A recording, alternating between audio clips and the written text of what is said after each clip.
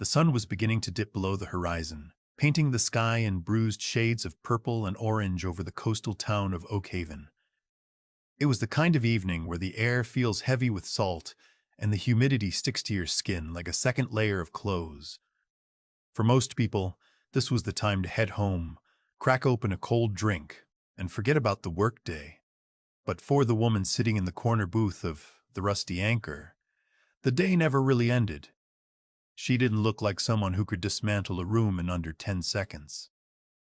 She wore a faded olive-green jacket, her dark hair pulled back into a practical, no-nonsense ponytail. She had a way of sitting that made her look smaller than she actually was, her shoulders slightly hunched over a lukewarm cup of black coffee. To any casual observer, she was just another traveler passing through, perhaps a long-haul hiker or a quiet local keeping to herself. Her name was Riley, though she hadn't introduced herself to anyone in this town, and she didn't plan to. The diner was a relic of a different era. The vinyl on the booths was cracked, and the air smelled faintly of burnt toast and industrial-strength floor cleaner. A small television mounted in the corner was playing the evening news on mute, the flickering light casting a blue glow over the few patrons scattered throughout the room. Behind the counter, an older man named Gus was wiping down the same spot for the third time, his eyes occasionally darting to the door. Riley liked the quiet. In her line of work, a world of heavy rucksacks, cold salt water, and the kind of physical exhaustion that makes your bones ache silence was a luxury. She had spent the last decade proving people wrong. She had survived the freezing surf of Coronado, the psychological warfare of specialized training, and the high-stakes pressure of missions that officially never happened. She was one of the few who had broken through the hardest glass ceiling in the military, earning a spot that most men couldn't even dream of. But here, in this dim diner, she was just a ghost. The bell above the door chimed, a sharp, metallic sound that cut through the low hum of the refrigerator. 3 men walked in, and the energy in the room shifted instantly. You didn't need a tactical degree to know that trouble had just arrived. They were loud, their boots stomping heavily on the linoleum, and they smelled like a mixture of cheap beer and bad intentions.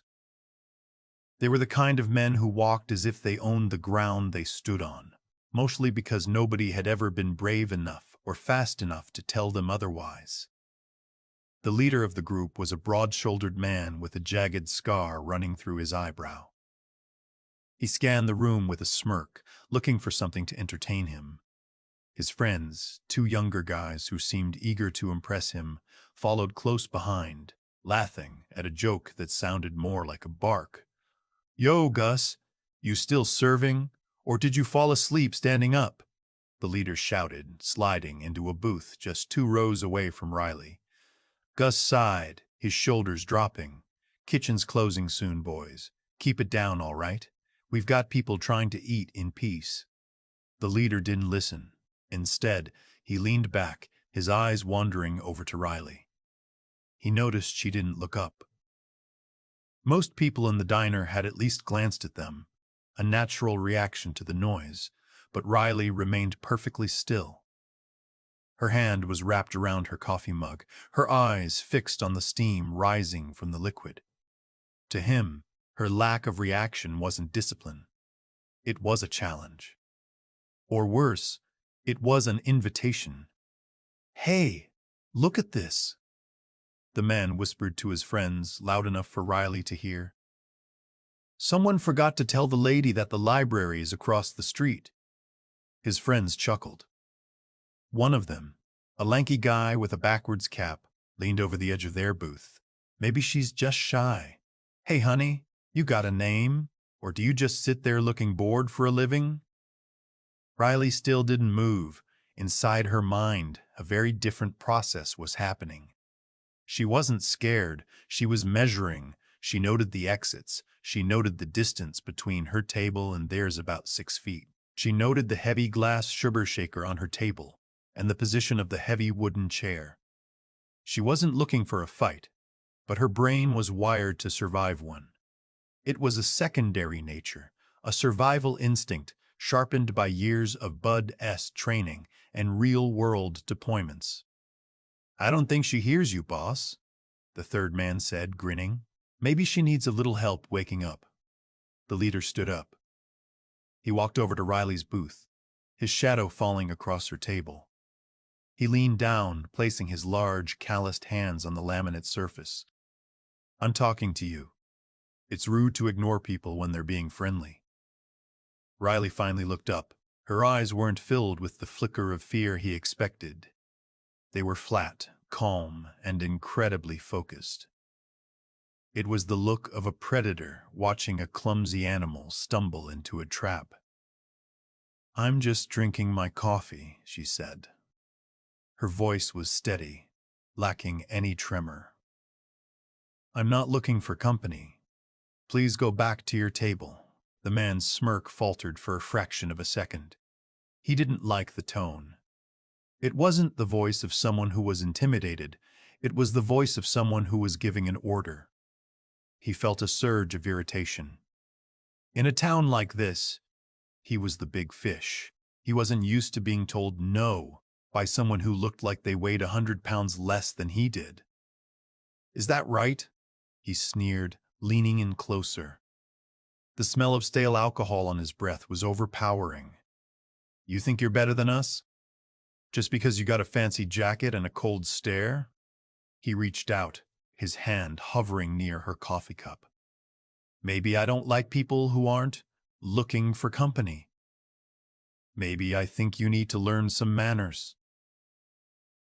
Behind the counter, Gus froze. He knew these men. He knew they were looking for a reason to break something, and he didn't want it to be his diner or this woman. "Leave her alone, Daryl.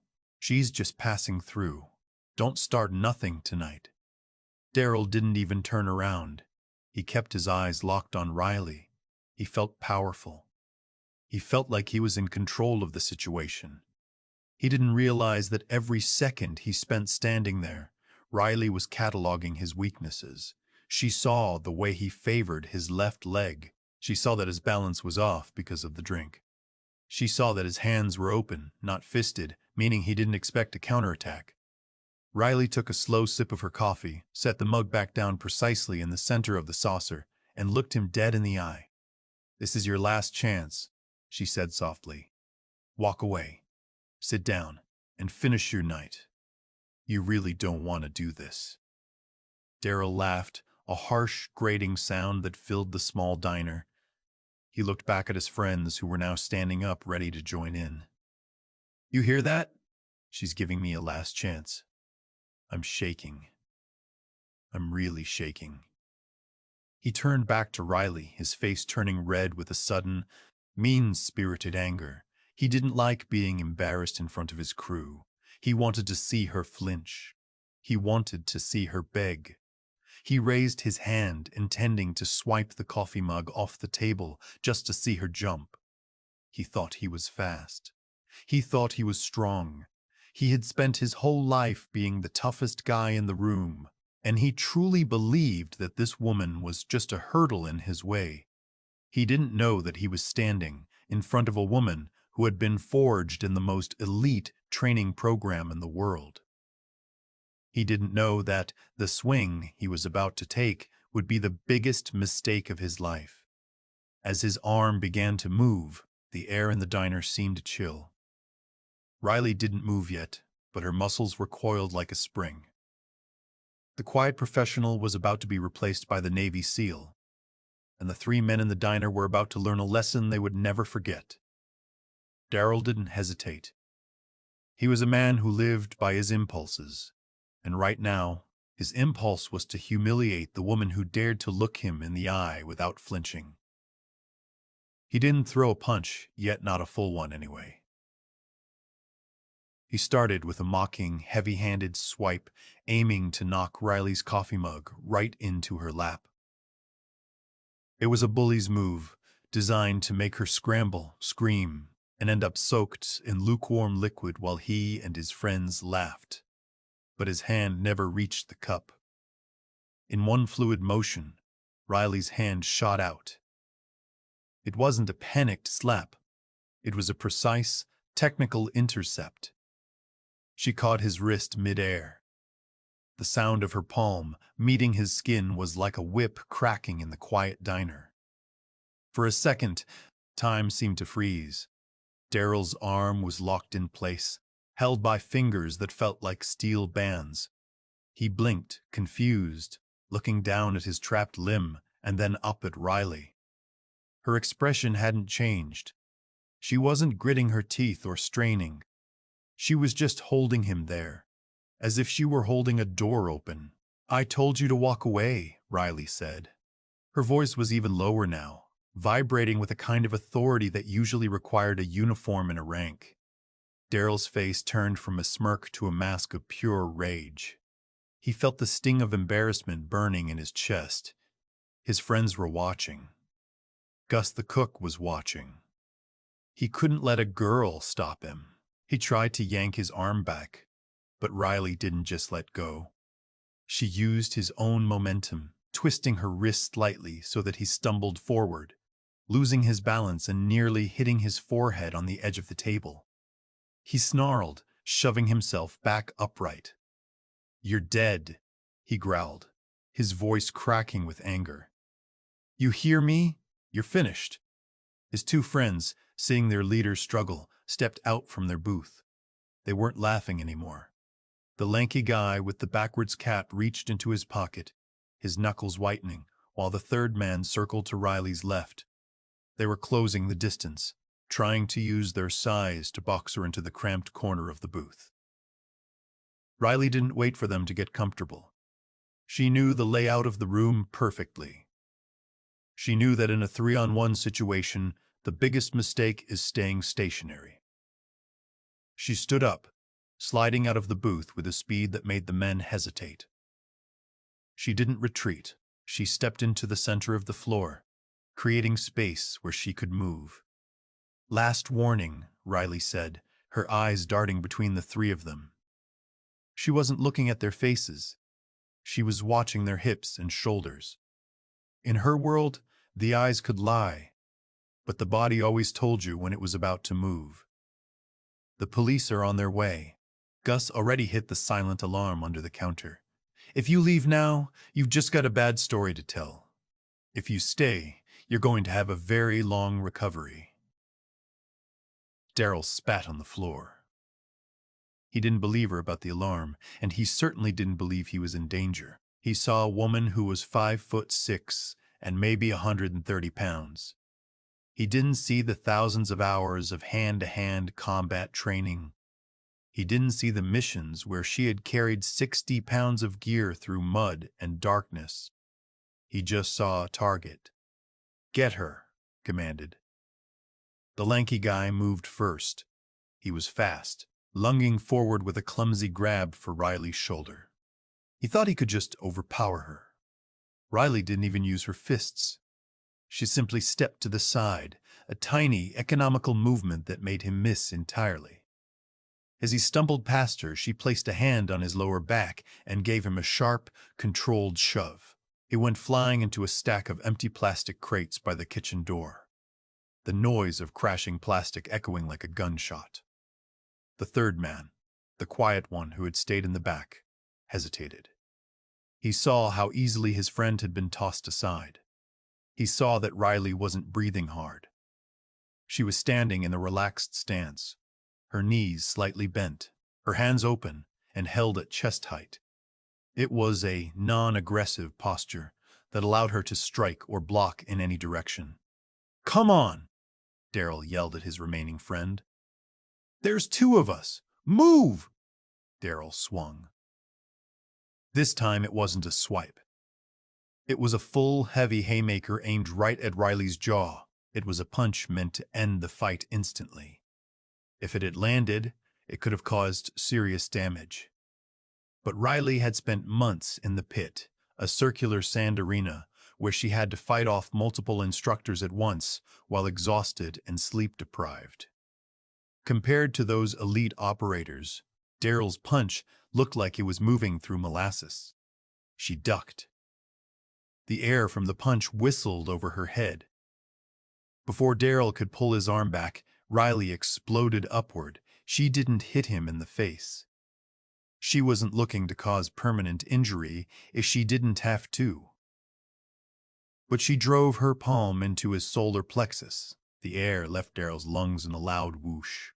He folded like a piece of paper, his knees hitting the floor hard. He gasped, clutching his stomach, his face turning a sickly shade of gray as he struggled to find oxygen. The third man finally made his move, but it was half-hearted. He threw a kick toward Riley's leg, hoping to trip her. Riley caught the kick with the side of her boot, parrying it away, and then took a single step toward him. She didn't even have to strike. The sheer intensity in her gaze, the cold, predatory focus of a person who was used to life-and-death stakes, made the man freeze. "Sit down," she said. The man took 2 steps back and literally fell into the nearest chair. He held his hands up in a silent gesture of surrender. He wanted no part of whatever Riley was. Daryl was still on the floor, wheezing, trying to suck in air. The lanky guy was groaning among the crates, clutching an elbow that had hit the floor too hard. In less than 60 seconds, the 3 tough guys who had been terrorizing the diner were completely neutralized. Riley didn't celebrate. She didn't taunt them. She simply turned back to her table, picked up her jacket, and checked her watch. She looked over at Gus, who was standing behind the counter with his jaw hanging open, a wet rag still clutched in his hand. "Sorry about the crates, Gus," she said softly. "Who? What are you?" Gus stammered. He had lived in this town for 40 years and had seen plenty of fights, but he had never seen anyone move like that. It wasn't like the movies. There were no flashy kicks or dramatic pauses. It was just efficient, like a machine doing a job. Riley didn't answer. She reached into her pocket, pulled out a $20 bill, and set it on the table to cover her coffee and the trouble she'd caused. "Just someone who wants to finish their night in peace," she replied. But as she turned toward the door, she heard the sound of heavy boots. Not the clumsy boots of the men on the floor, but the synchronized, heavy, rhythmic thud of people who were trained to move together. The front door swung open, and the local police stepped in, their flashlights cutting through the dim interior. Riley stood still. She knew how this looked. She was the one standing, and 3 men were on the ground. She kept her hands visible, her fingers spread. She knew the drill. But she also knew that once they ran her ID, things were going to get very complicated. The blue and red lights of the police cruisers strobed against the diner's windows, turning the interior into a dizzying blur of color. 2 officers entered with their hands hovering near their belts, their eyes scanning the room for the source of the chaos. What they found didn't make immediate sense to them. Daryl was still on his hands and knees, gasping for breath like a fish out of water. His friend was tangled in a mess of plastic crates, and the third man was sitting in a chair, looking like he'd just seen a ghost. Then there was Riley. She stood in the center of the room, perfectly calm, her hands held open and away from her body. She didn't look like a brawler. She didn't have a scratch on her. To the officers, she looked like a witness, or perhaps another victim who had managed to stay out of the way. "Nobody move!" The older officer, a man named Henderson, shouted. He looked at Daryl, then at Riley. "What happened here? Gus, speak to me!" Gus leaned over the counter, pointing a trembling finger at the men on the floor. "They started it, Henderson. They were bothering her bad. Daryl took a swing, and then it was over before I could even blink." Henderson looked at Riley, his eyebrows shooting up. He'd known Daryl for years. The man was a local nuisance, a former high school football star who used his size to bully anyone he could. The idea that this quiet woman had put him on the floor was hard to swallow. "You did this?" Henderson asked, his voice skeptical. Riley nodded once.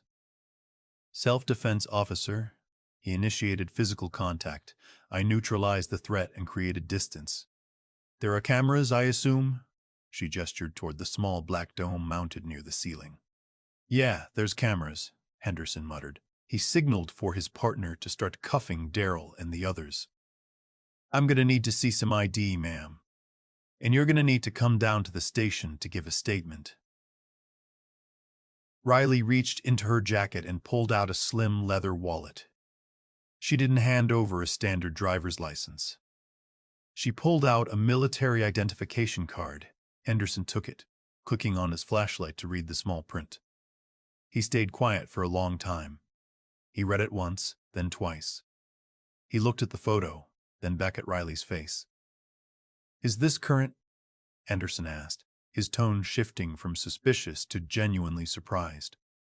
Active duty, Riley replied shortly. I'm on leave. Henderson handed the card back with a level of respect that made his partner look over. He knew enough about the military to recognize certain codes and unit designations. He realized he wasn't looking at a tourist. He was looking at a high-level operator. But before he could ask another question, a gravelly voice spoke up from a dark booth at the very back of the diner. She's a Trident, Henderson. Leave the girl alone. Everyone turned. A man who had been sitting so quietly that even Riley hadn't fully focused on him stepped into the light. He was in his 60s, with a thick gray beard and a ball cap pulled low. He was wearing an old navy blue windbreaker with a small gold emblem pinned to the lapel, the same eagle and trident that was on Riley's ID. Riley's eyes narrowed. She recognized the look of a veteran, but she didn't know this man. Master Chief? She asked, noting the way he carried himself. The old man nodded, a small, knowing smile playing on his lips. Retired. But I know a team member when I see one. I saw the whole thing, officer. Daryl there tried to play tough, threw a punch that would have cracked a normal person's ribs. This young lady moved faster than a strike team on a breach. It was the cleanest takedown I've seen since I left Little Creek. The room felt smaller now. The weight of Riley's identity was starting to settle on everyone. Daryl, who had finally caught his breath, looked up from the floor. His face went from red with anger to white with realization. He hadn't just tried to hit a woman, he had tried to hit a Navy SEAL. In a town so close to major naval bases, that was a death sentence for his reputation. He'd be the guy who got dropped by a woman half his size before he could even finish a sentence. I didn't know, Daryl stammered, his bravado completely gone. I didn't think she was. That's the problem, son, the retired Master Chief said, walking over to stand near Riley. You think strength is about being loud and taking what you want. You think because someone is quiet, they're a target. You just learned the most expensive lesson of your life. The most dangerous person in the room is usually the one who doesn't feel the need to prove it. Henderson sighed and rubbed the back of his neck. Look, Riley, if that's her name, I have to follow procedure. But if Gus and the Master Chief here say it was self-defense and the footage backs it up, you won't be staying long. But I have to ask, how? I've seen Daryl fight. He's a brute. Riley looked at Henderson, then at the men being led out in handcuffs. For a moment, the ghost persona slipped, and the human underneath showed through. It's not about being a brute, she said simply. It's about discipline. We're taught to control the environment. When he moved, he gave me the environment. I just gave it back to him. The Master Chief chuckled. Spoken like a true operator. He turned to Riley. You're a long way from the base, sailor. What brings you to a hole in the wall like this? Riley looked at her coffee, which was now cold. Just looking for somewhere quiet, Chief. Somewhere I didn't have to be the first or the only. I just wanted to be a person for a few days. The old man's expression softened. He knew that weight. He knew what it was like to carry the expectations of an entire branch of the military on your shoulders, to be the one everyone was watching waiting for you to fail. Well, he said, gesturing to the chaos of the diner, you picked a bad night for it. But you handled it well. You didn't break him, even though you could have. That's the real test. The police began to clear out, taking the three men with them. The diner was quiet again, but the atmosphere had changed. It wasn't the quiet of a peaceful evening anymore. It was the heavy silence that follows a storm. Gus started picking up the broken crates, but his hands were still shaking. Riley felt a wave of exhaustion hit her. It wasn't physical. She could have gone another 10 rounds. It was the mental drain of having her cover blown. She had come here to disappear, to heal from a particularly rough deployment, and to find a version of herself that didn't involve a weapon or a mission. Now, she was the girl SEAL again. She turned to leave, but the Master Chief reached out, not to stop her, but to offer a hand. Don't let them take your peace, kid. You did your job. Now go find that quiet you were looking for. Riley took his hand, felt the rough calluses of a man who had spent his life in the same world she now inhabited, and nodded. Thanks, Chief. As she walked out the door and into the cool night air, she could hear the muffled sounds of the town, the distant waves, the hum of traffic, the sirens fading away. She had survived the test, but as she looked at the stars, she wondered if she would ever truly be able to just be Riley again, or if the warrior inside would always be standing guard, waiting for the next swing. Riley didn't sleep well that night. She was staying in a small, weathered motel a few miles down the coast, a place where the floorboards groaned under every step and the curtains smelled of old tobacco. Usually, she could fall asleep anywhere on the deck of a pitching boat, in the back of a cargo plane, or in the dirt under a desert sky. But tonight her mind was buzzing. She sat on the edge of the bed, the springs squeaking in protest. She wasn't thinking about the fight. To her, the physical part was just muscle memory. What bothered her was the exposure. In her world, being known was dangerous. Being a first meant being a target for opinions, cameras, and questions. She had spent her whole career trying to be just another shadow in the ranks, a teammate who did the work and kept her mouth shut. Now, in this tiny coastal town, she was a local legend for all the wrong reasons. The next morning, the fog was so thick you couldn't see the ocean, even though you could hear it roaring just past the dunes. Riley laced up her running shoes. Whenever her head felt crowded, she ran. It was the only way to burn off the restless energy that came from years of high-intensity training. She hit the pavement just as the sun began to burn through the gray mist.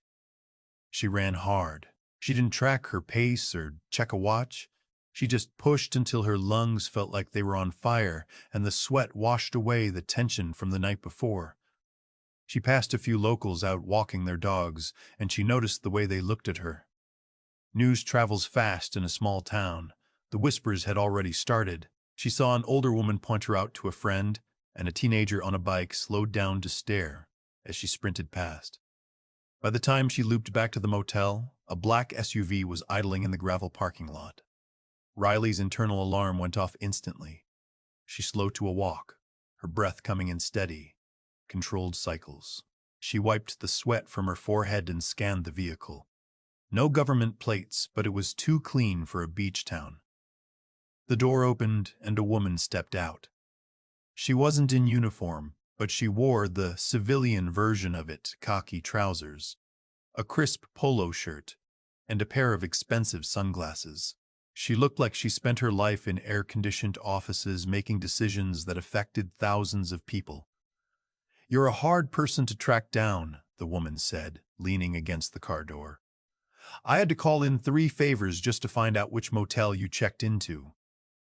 Riley stopped a few feet away, her body still humming from the run. "I'm on leave.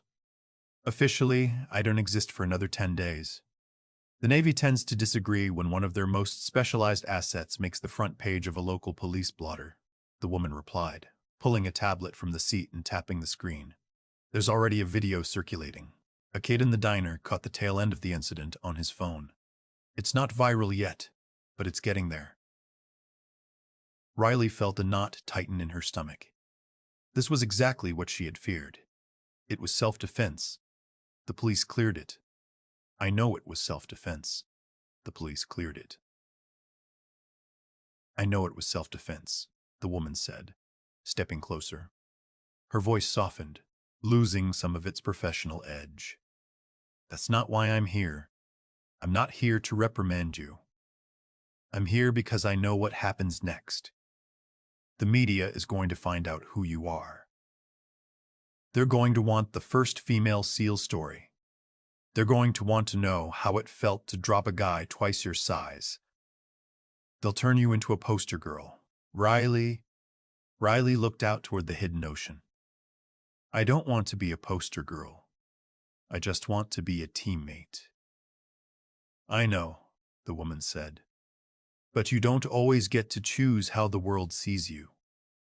You broke a barrier, and now the world wants a piece of that. My job is to make sure they don't tear you apart in the process. The woman introduced herself as a public affairs officer from the Pentagon, but Riley knew she was more of a handler. Her job was to manage the narrative before it spun out of control.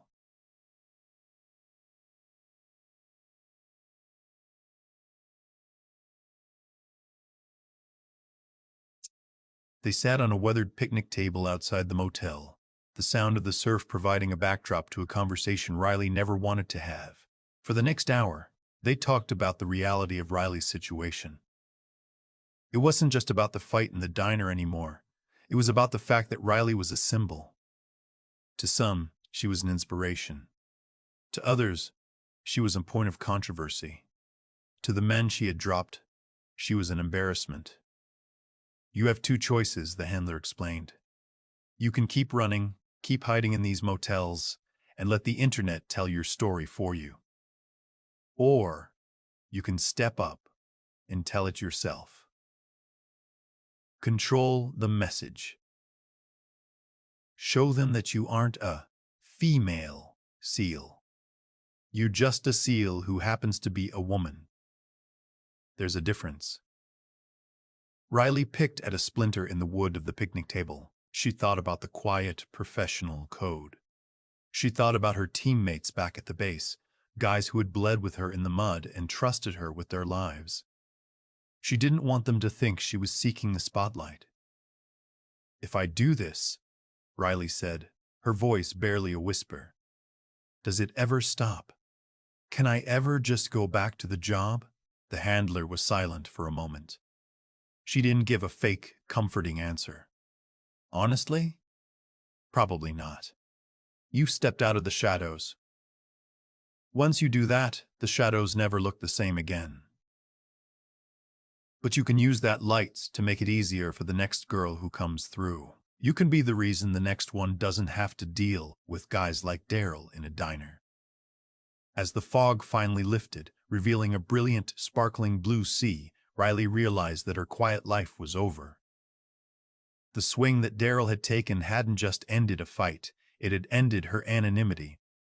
She felt a strange mix of anger and acceptance. She hadn't asked for this, but she had been trained to handle whatever was thrown at her. What's the first step? Riley asked. The handler smiled, a genuine small movement of her lips. Pack your bags. We're heading to Washington. There are some people who want to hear your side of the story before the rest of the world makes one up. Riley stood up, looking back at the dingy motel room. She thought about the Master Chief from the night before, his calloused hand, and his words about the real test. He had known. He had seen the transition coming. The fight wasn't over. It was just moving to a different battlefield. She walked back into the room, grabbed her rucksack, and tossed her few belongings inside. She didn't look in the mirror. She didn't need to. She knew who she was, even if the rest of the world was about to start arguing about it. As she climbed into the back of the black SUV, she took one last look at the rusty anchored diner in the distance. She had come here to find peace, but she had found her purpose instead. The world wanted to see the woman who could take a swing and stand her ground. Well, She was going to give them exactly what they asked for, but on her own terms. The drive to the airport was long and mostly silent. Riley watched the coastal pines blur into a green wall through the SUV. She felt like she was leaving a part of herself behind in that small town, the part that could just be a face in the crowd. By the time they reached the city, the sun was high and the humidity of the coast had been replaced by the dry, busy heat of concrete and glass. The transition was jarring. Within 48 hours, Riley went from a cracked vinyl booth in a diner to a sleek, polished briefing room. The walls were covered in framed maps and historical photos. The people around her didn't wear flannel or work boots.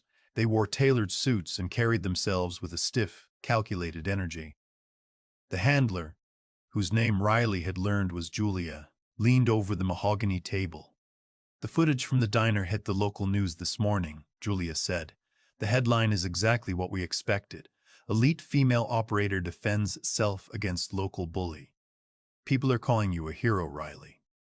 But more importantly, they're starting to ask why they've never heard of you before." Riley looked at her own hands. They were steady, but her heart was heavy. "I don't want to be a hero for winning a scuffle in a diner. It wasn't a mission. It was just an unpleasant Tuesday." "I understand," Julia replied. "But to a lot of young women out there, it's more than that. It's proof that the standards aren't just for show. You didn't win because you were a woman. You won because you were better trained, better prepared, and more disciplined. That's the story we need to tell." That afternoon, Riley found herself standing in front of a small group of journalists and military officials. It wasn't the massive press conference Julia had kept it controlled, but it felt more intimidating than any jump out of a plane ever had. The cameras looked like eyes, cold and unblinking. A reporter in the front row stood up. "The video shows you took a punch before you even reacted. Why did you wait so long?" Most people would have swung back the second he got in their face. Riley took a breath. She remembered the Master Chief's voice in the diner. "Restraint is a part of the job," she said, her voice carrying clearly through the room. "In my training, we are taught that violence is a tool, not a reaction. You don't use a tool unless it's necessary." I gave him every chance to walk away, because I knew what would happen if he didn't. Being a professional means knowing how to finish a fight, but it also means having the strength not to start one. Another reporter leaned forward. "There are people saying that the standards were lowered to let you into the teams. How do you respond to that after what happened in that diner?" Riley didn't get angry. She didn't have to. She just looked the man in the eye. "The ocean doesn't care who you are. The cold doesn't care. The miles of sand don't get shorter because of your gender. I passed the same tests everyone else did." The man in the diner didn't care about my standards either. He just saw someone he thought he could bully. He learned the hard way that the training works. The room went quiet. It was the kind of quiet that meant people were actually listening, not just waiting for their turn to speak. For the first time, Riley realized that maybe Julia was right. Maybe by standing here, she wasn't losing her identity. She was claiming it. After the session ended, Riley walked out into a hallway that led to a balcony overlooking the city. She needed a moment to breathe. The air was different here, filled with the sound of distant sirens and the hum of a million lives crossing paths. A shadow moved to her left. It was an older man in a Navy uniform, his chest covered in ribbons and medals. He wasn't one of the officials from the meeting. He looked like someone who had seen his fair share of the world's rougher edges. "Nice work in there," he said, nodding toward the briefing room. "You didn't give them the soundbite they wanted. You gave them the truth." "It's harder than the training, sir," Riley admitted. The officer leaned against the railing. "The training is designed to see if you can handle the pressure of the mission. This is the pressure of the aftermath. Not everyone can handle both. You're doing fine." He handed her a small circular object. It was a challenge coin, heavy and gold, with the insignia of her unit on one side and a simple phrase on the other: "The deed is everything." "Go back to your team, Riley," he said. "The noise will die down eventually. People always find something new to talk about. But you'll still be the person who stood her ground when it mattered. That's what stays." Riley felt a sense of relief wash over her. It was the first time in days she felt like she could actually see the path forward. She wasn't going to be a celebrity. She wasn't going to be a politician. She was going to go back to the mud, the salt water, and the teammates who didn't care about her fame, only about whether she could cover their back. A few days later, Riley was back on a plane heading toward the coast. She wasn't going to the motel this time. She was going back to the base. As the plane banked over the shoreline, she looked down and saw the white foam of the waves breaking against the sand. It looked the same as it always had. She thought about Daryl and his friends. She wondered if they were still telling people their side of the story, or if they were hiding in shame. She hoped they were learning to be better men. But mostly, she hoped that some girl sitting in a diner somewhere saw that video and realized that she didn't have to be afraid. She realized that strength wasn't about the size of your muscles, but the depth of your discipline. When the plane landed, Riley grabbed her rucksack and stepped onto the tarmac. The air smelled like jet fuel and salt, the smell of home. A group of men in tan uniforms were waiting by a transport truck. One of them, a guy she had served with for 3 years, tossed a water bottle her way as she approached. "Hey," he called out, a smirk on his face. "I saw you on the news. Nice footwork, but you're 5 minutes late for the briefing. You think you're a star now?" Riley caught the bottle midair and laughed. It was a real, genuine laugh. "Shut up," she said, hoisting her bag onto her shoulder. "Let's get to work." She walked toward the truck, leaving the cameras, the reporters, and the bullies behind. She was no longer a ghost, Riley Bind. She was no longer a ghost, and she was no longer just a headline. She was a sailor, a teammate, and a professional. The world had taken a swing at her, trying to define who she was, and she had shown them exactly why you never test a Navy SEAL. As the truck roared to life and headed toward the training grounds, Riley looked at the horizon. The sun was rising, and for the first time in a long time, the future looked clear. She had survived the storm, and she was ready for whatever came next.